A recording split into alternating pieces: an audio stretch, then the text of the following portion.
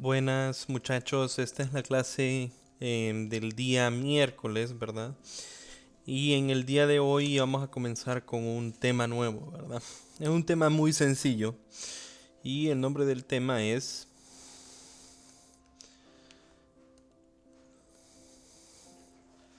el centro de masa.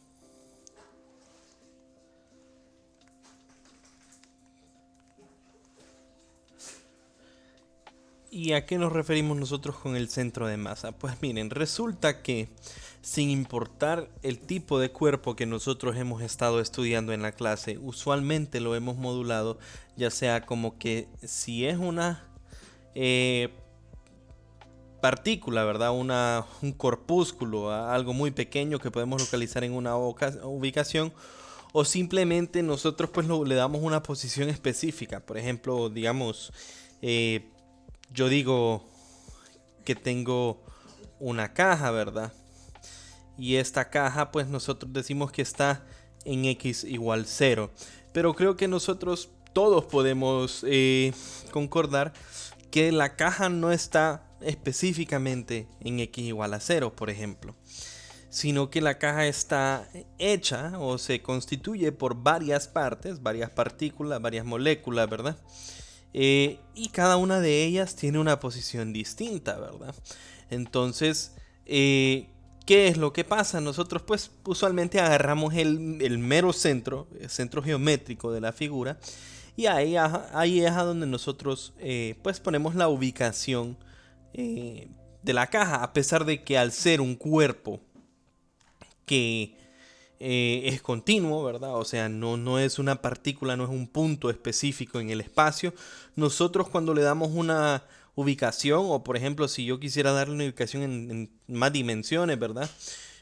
La posición yo la doy por un punto, ¿cierto? Un punto específico, ¿ok?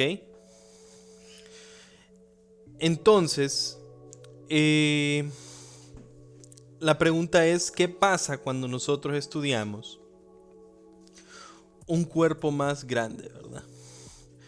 Y que no tiene, y en vez de poner un cuerpo más grande, voy a decirlo de esta manera, en una caja es sencillo, ¿verdad? Pero ¿qué sucede cuando estudiamos un cuerpo que tiene una forma irregular? Y un buen ejemplo puede ser un martillo, por ejemplo.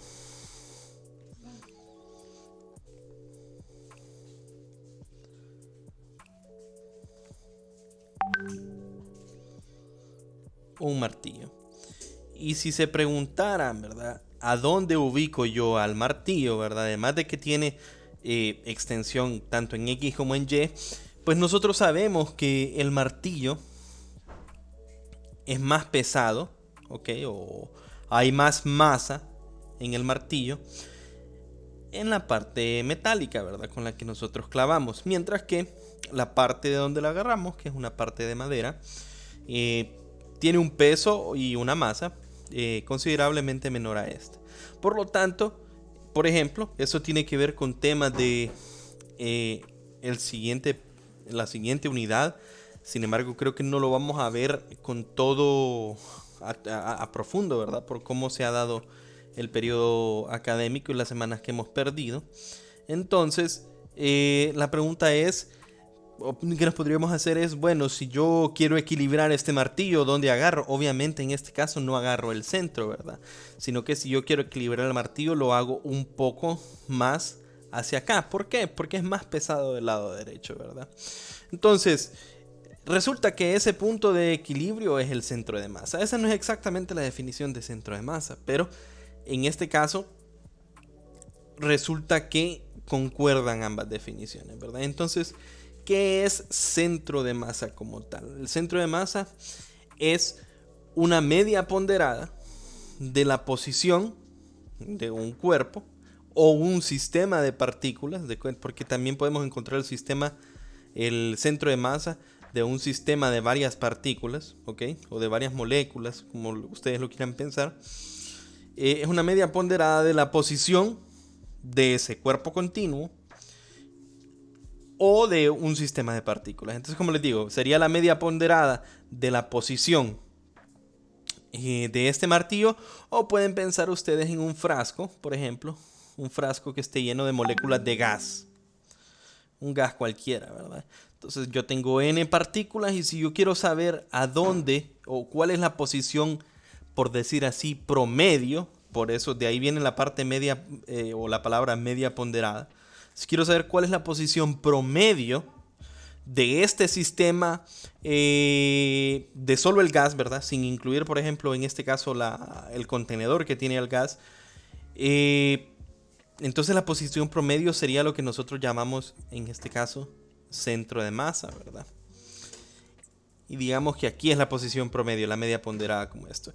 Cuando ahorita no sé si se le viene a la mente qué significa media ponderada, pero al nosotros ver la definición y más o menos que ustedes entiendan qué es lo que a qué nos referimos con media ponderada, les voy a poder dar ese ejemplo, ¿verdad? En el cual ustedes van a comprender a qué nos referimos con media ponderada en el caso de la posición de centro de masa. Entonces, primero pensemos en una sola dimensión. Y digamos, yo tengo mi línea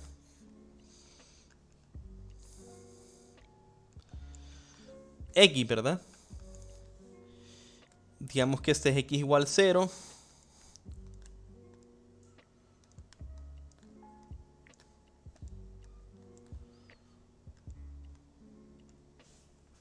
¿Verdad?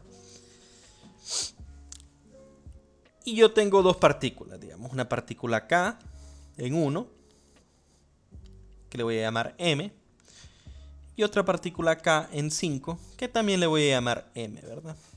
Entonces, para este sistema, si a mí me preguntaran cuál es la posición de centro de masa, cuál es la posición a donde nosotros podemos, eso va a ser la conclusión al final del día, pues simular como que si todo el sistema es una sola partícula, pero con la masa igual a la suma de todas las masas que tenemos.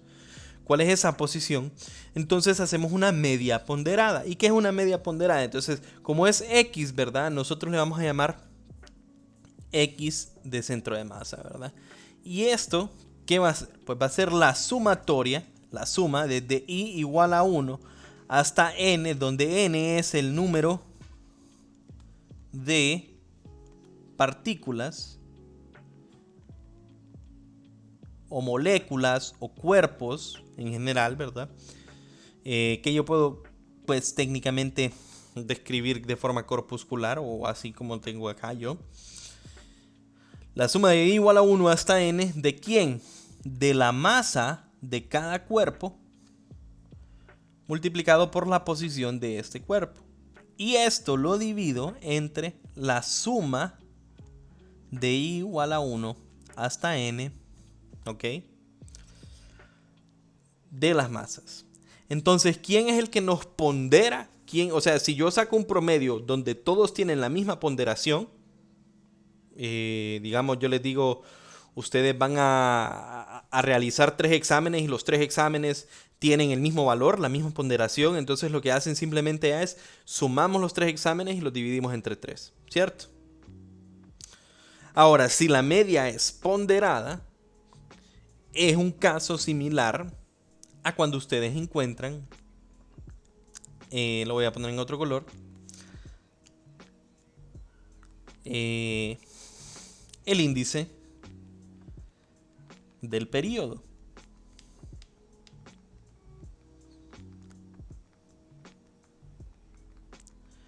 ¿Qué es lo que nosotros tenemos para el índice, verdad? Nosotros tenemos que es la unidad, la suma, ¿verdad? De I igual a 1 hasta N, donde N es el número de clases que yo matriculé, ¿correcto? ¿De quién? De la unidad valorativa multiplicado por quién? Por la nota. Dividido entre quién? Entre la suma de I igual a 1 hasta N. ¿De quién? De la unidad valorativa. Si se fijan es exactamente lo mismo, ¿verdad? Entonces ustedes saben que cuando tenemos una clase con 5 unidades valorativas, como física 100, esta va a tener más peso en el cálculo del promedio de mi índice que una clase como ciencias de la Tierra, ¿verdad? Que tiene, creo, 3 unidades valorativas. Entonces, obviamente, la que es más importante en el cálculo del periodo es la de 5 unidades valorativas, ¿verdad? Tiene más peso, tiene más ponderación.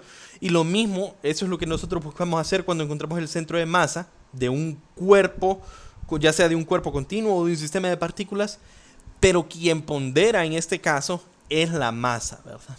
Entonces, técnicamente, si yo fuese a encontrar la posición de centro de masa, ¿verdad? ¿A dónde es el centro de masa? De esta partícula, bueno, de este sistema de dos partículas, o de dos moléculas, como lo queramos ver, lo que yo haría, ¿verdad? Sería, ok, la masa 1, que le llame M, por la posición 1, que es 1, más la masa 2, que también le llame M, solo por simplicidad, por la posición 2, que es 5, y esto lo divido entre quién, entre la suma de las dos masas, ¿verdad? Que sería M más M, que ya sabemos nosotros que esto sería 2 veces M, ¿verdad? Y M, en general, en este caso específico, se puede cancelar. Porque es la misma, ¿verdad? Si no, yo tendría que multiplicar el valor específico aquí de la masa. Ok. Entonces, ¿qué es lo que yo tengo? 1 más 5 entre 2, ¿verdad? Entonces sería 6 medios o 3 metros.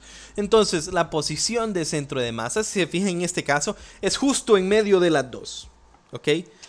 Y en general, siempre va a pasar, en un sistema de dos partículas por lo menos, que esa posición de centro de masa va a estar entre la línea que conecta ambas partículas.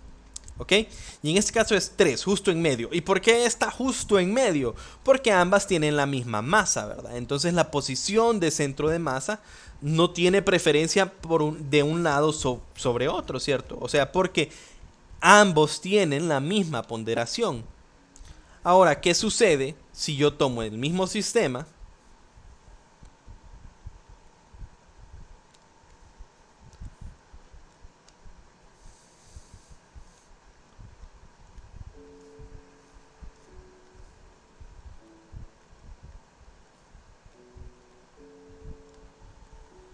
Pero en este caso, muchachos, yo tengo aquí una partícula M, pero acá ya no tengo M, tengo 4 veces M. Entonces lo que podemos esperar simplemente es lo mismo, o algo similar a lo del promedio, ¿verdad? ¿Qué es lo que más va a ponderar la posición a donde haya más masa, ¿verdad? Entonces, como hay más masa en la de 4M, yo puedo esperar que la posición del centro de masa ya no va a ser el centro. De hecho, la posición de centro de masa no va a ser más cerca de esta, sino que la posición de centro de masa va a estar más cerca del objeto más masivo. En este caso es un sistema de dos partículas, ¿verdad? Pero si yo tuviese más partículas, ¿verdad? Entonces tendríamos que tomar en cuenta eso, ¿verdad? O sea, cuál sería la posición del centro de masa. O sea, yo puedo tener más partículas y simplemente hacemos el cálculo, ¿verdad? Sumo yo más en términos acá, ¿verdad? Pero el punto es, en el caso específico de este 2, que son solo dos, el centro de masa va a ser un punto entre ellos dos, ¿verdad? Y va a estar más cerca del cuerpo más masivo, y nosotros podemos comprobarlo, ¿verdad? X del centro de masa sería igual en este caso a M por 1 más 4 veces M multiplicado por 5 dividido entre quién, la suma de las dos masas, que es 4M más M, que es 5. Lo que significa en este caso X del centro de masa es igual a ¿cuánto? Bueno, 5M, ¿verdad? Y las M se cancelan. 1 más 5, 6 quinto, ¿verdad? Perdón. Sería 1, me faltó este 4, ¿verdad? 1 más 4 por 5, que es 20, 21, ¿verdad? 21 quintos. Y esto es aproximadamente 4.2, creo. Sería 20 entre 5 es 4, ¿verdad? Y 1 entre 5 es 0.2. O sea, creo que es 0.2. Entonces la posición de centro de masa, ya podemos ver, está mucho más cerca del cuerpo más masivo. ¿Por qué está más cerca del cuerpo más masivo? Porque en este caso, pues lo que pondera, lo que le da valor a la posición de centro de masa es a donde se ubica más masa, ¿verdad? En un objeto. Entonces, si volvemos nosotros ¿cómo se llama? Al caso de la madera, ¿verdad? Nosotros en realidad podríamos hacer algo similar, ¿verdad? Considerando cada uno, o sea, pequeñas partículas del martillo, perdón. Pero, ¿a dónde hay más masa? En la cabeza del martillo. Por lo tanto, el centro de masa en un martillo, que en el punto en el que ustedes lo van a poder equilibrar, ¿verdad? Va a estar más cerca de la cabeza del martillo. Y creo que eso cualquiera de nosotros ha intentado equilibrar algo de esta forma. Tal vez un martillo, tal vez una escoba. Pero ese es el punto, ¿verdad? Claro, este es un cuerpo continuo, entonces al ser un cuerpo continuo no vamos a encontrar el centro de masa de la misma manera que nosotros lo encontramos en un sistema de partículas como este o como los que yo mostré anteriormente. Resulta en general, muchachos, que bueno, yo hice esto para una dimensión, pero esto es cierto, es posición de centro de masa, ¿verdad? Y yo sé, por ejemplo, lo que nosotros hemos trabajando para mi posición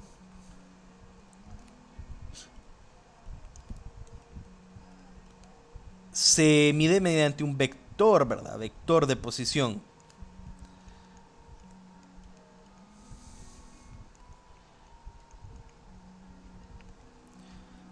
R, ¿verdad? Entonces, el centro de masa o la posición de centro de masa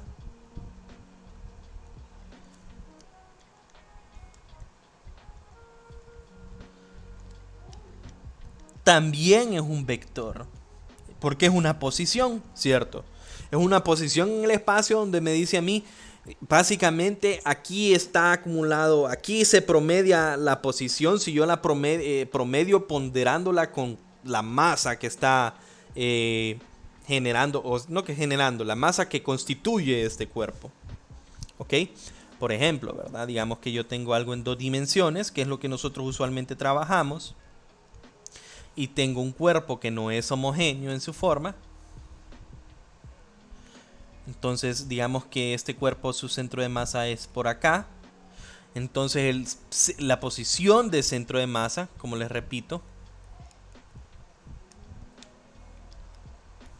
es un vector que va desde el origen hasta esta posición, ¿cierto? Y como todo vector, tiene componente, ¿verdad? Entonces tiene una componente X y tiene una componente Y. Y si estamos en 3 dimensiones, también tiene una componente Z. Pero en este caso, nosotros usualmente trabajamos en 2 dimensiones, ¿verdad? Entonces, a esta posición, a la componente X del centro de masa, le llamo X de centro de masa. Y a la componente Y de centro de masa le llamo Y de centro de masa. Y como calculo cada una, pues X centro de masa, nosotros ya vimos que era la media ponderada, ¿verdad? Entonces la sumatoria de I hasta N, ¿de quién? De la masa sub I por la posición sub I de la partícula, asumiendo que está constituido por varias moléculas, ¿verdad? De este cuerpo, sobre la sumatoria de I hasta N de las masas, o sea, que esto es lo mismo que decir masa total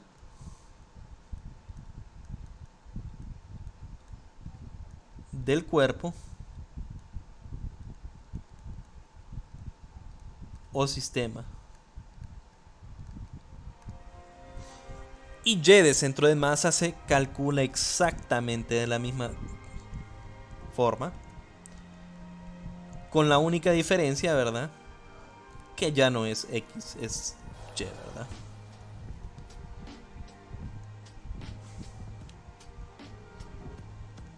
¿Ok?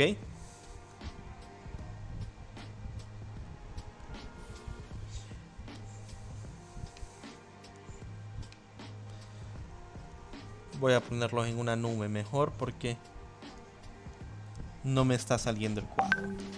Entonces así calculo yo la posición del centro de masa de un sistema que está constituido por varias partículas, ¿verdad? O por varios cuerpos que yo puedo considerar. El día de mañana vamos a hacer ejemplos al respecto. O bueno, si lo ven mañana, probablemente por la hora, ¿verdad? Entonces, lo más seguro es que lo miren mañana. Ahora, ¿qué pasa? Yo estoy asumiendo que yo puedo describir los cuerpos en términos de moléculas, ¿verdad? O de partículas. Entonces yo sumo todas las partículas. Pero como se podrán imaginar ustedes, es imposible, ¿verdad? Describir un cuerpo macroscópico en términos de número de partículas o de número de moléculas que lo constituyen, ¿verdad? Serían miles y miles de partículas, ¿verdad?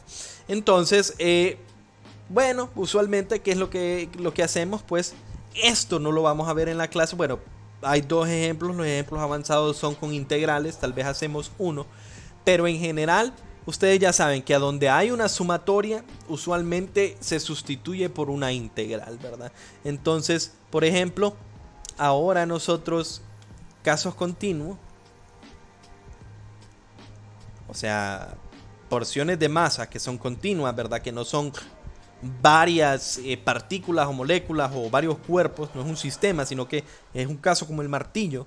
Lo que nosotros tenemos que calcular, pues para X centro de masa es igual a la integral de ρ, que es la densidad,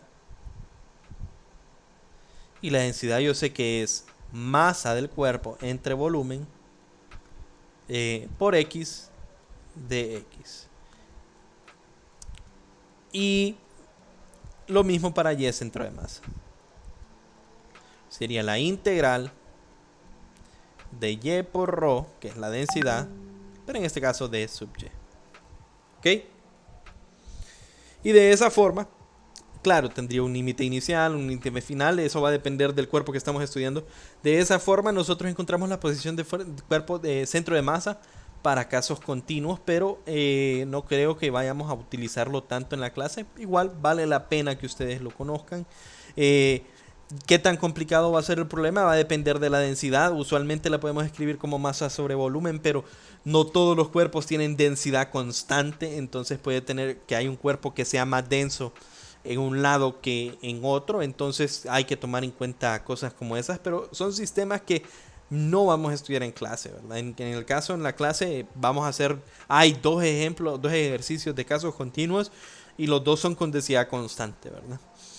Ahora la pregunta es, bueno, ya sé cuál es la posición del centro de masa, pero ¿de qué me sirve a mí la posición del centro de masa?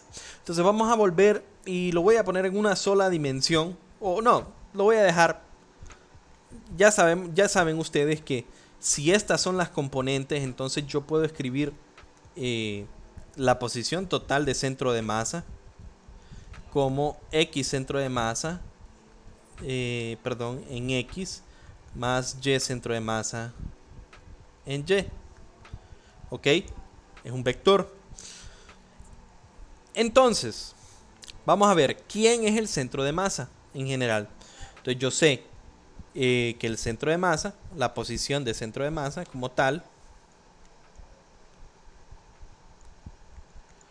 es igual, ya sabemos, a la suma de la masa I por su posición entre la sumatoria de todas las masas. Que esto es lo mismo que decir que la posición de centro de masa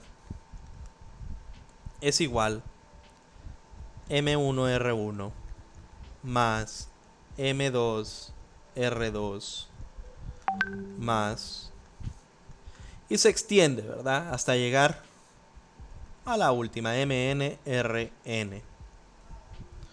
Dividido entre quién, le voy a poner M mayúscula, donde M mayúscula es igual a la suma de todas las masas, o es la masa total, como habíamos dicho anteriormente.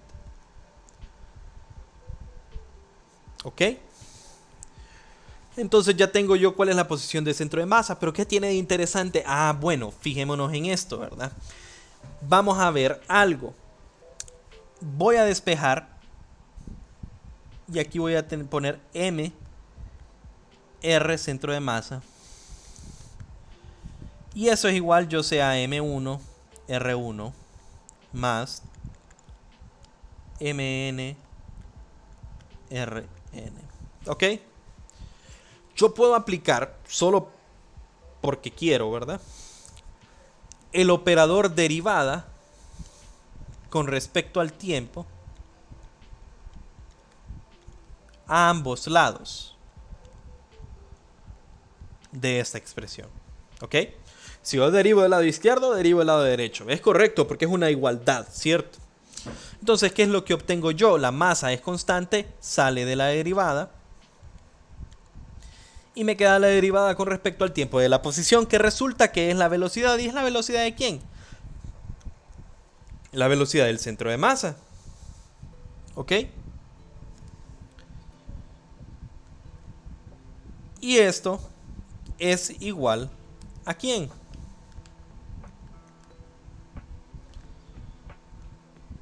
Esto es igual, entonces igual a cada una de las masas por cada una de las rapideces o velocidades que tiene cada uno de los cuerpos. ¿Cierto? Entonces, se fijan que esto es masa por velocidad. ¿Ok? Y eso es algo que nosotros ya habíamos dicho técnicamente antes, pero en este caso la velocidad es la del centro de masa. Y en este caso la masa es la masa de todo el sistema. Y estas son momentos también.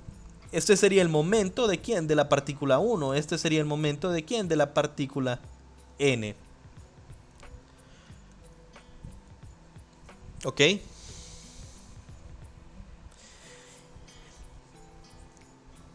Y esto es quién? El momento.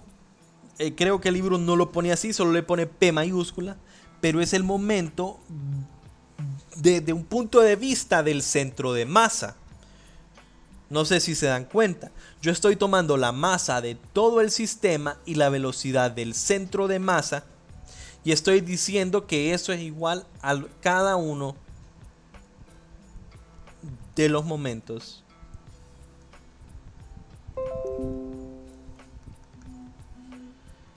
del sistema, ¿verdad? Eso es lo que yo he dicho en este momento.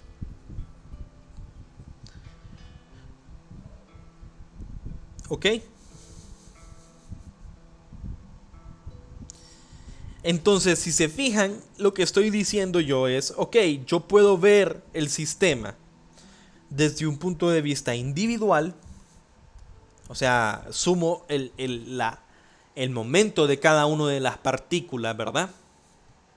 O yo puedo ver el momento del punto del centro de masa, ¿ok? Asumiendo como que toda la masa del sistema está acumulada en ese punto, ¿verdad? Y miro cuál es la velocidad de ese punto. Resulta que no importa qué tan complicado, de hecho debería de abrir el libro para que miren el ejemplo. Resulta que no importa qué tan complicado sea el movimiento,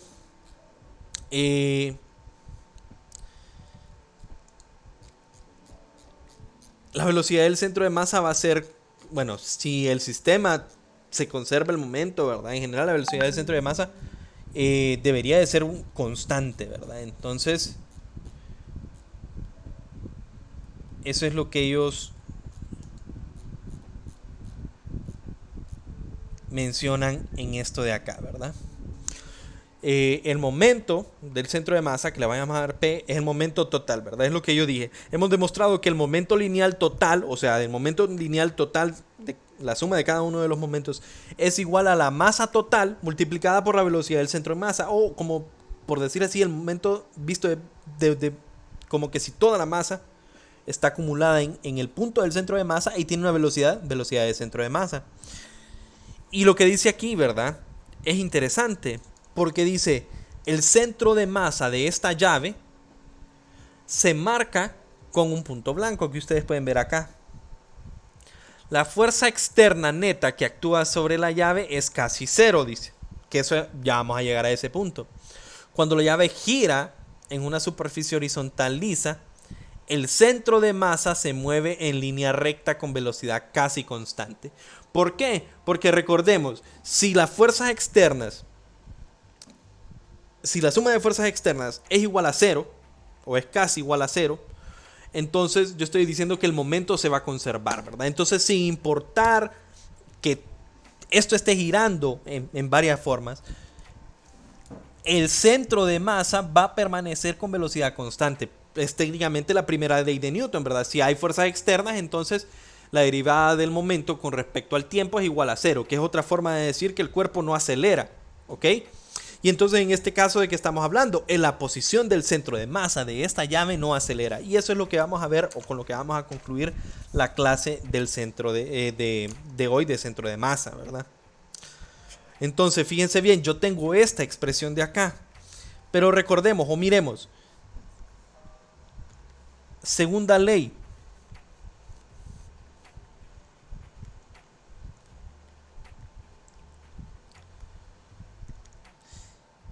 ¿Qué me dice a mí la segunda ley? Yo digo que, ok, la sumatoria de fuerzas es igual a la masa por la aceleración. Y en este caso, en vez de utilizar la aceleración, como ya sabemos, no voy a describir yo el cuerpo como varias partículas distintas, sino que le voy a llamar a esto a centro de masa. Y yo ya sé que con esa describo en general el cuerpo continuo, ¿verdad?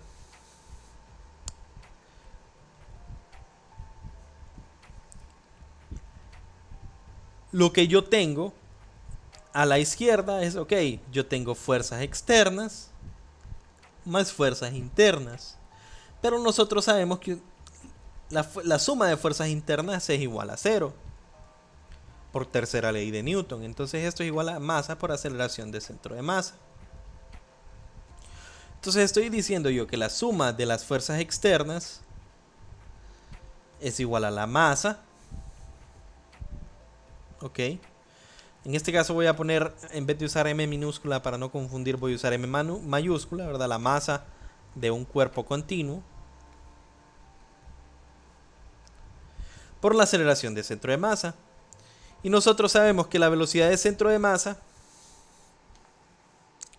es, o sea, si yo vuelvo a derivar esta expresión, yo puedo encontrar cuánto es la aceleración de centro de masa, ¿verdad? Entonces yo sé que esa aceleración de centro de masa técnicamente va a ser m1 por la aceleración del cuerpo 1 más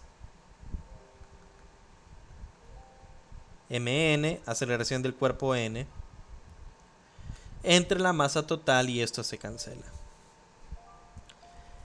Y esto de acá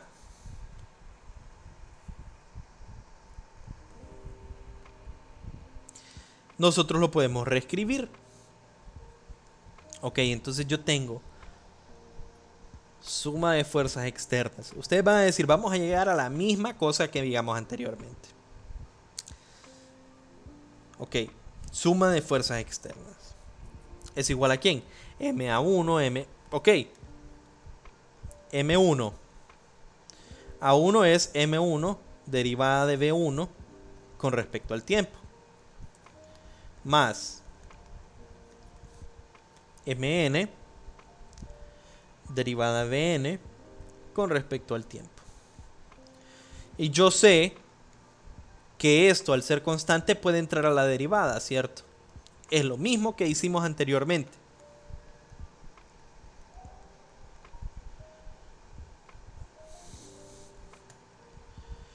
Entonces yo digo que si la suma de fuerzas externas va a ser igual a ¿quién? La derivada con respecto al tiempo.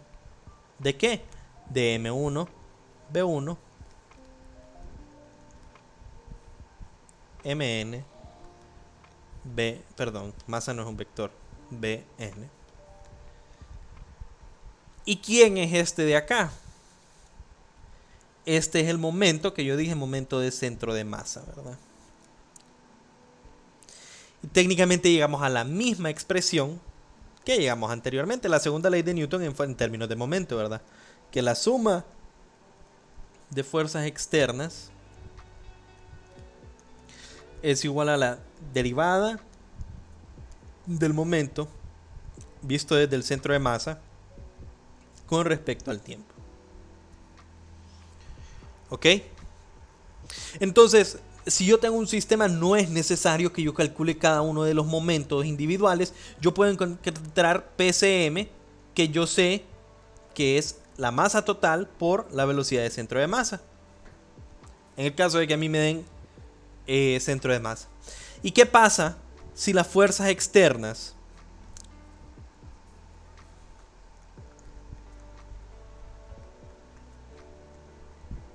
suman 0?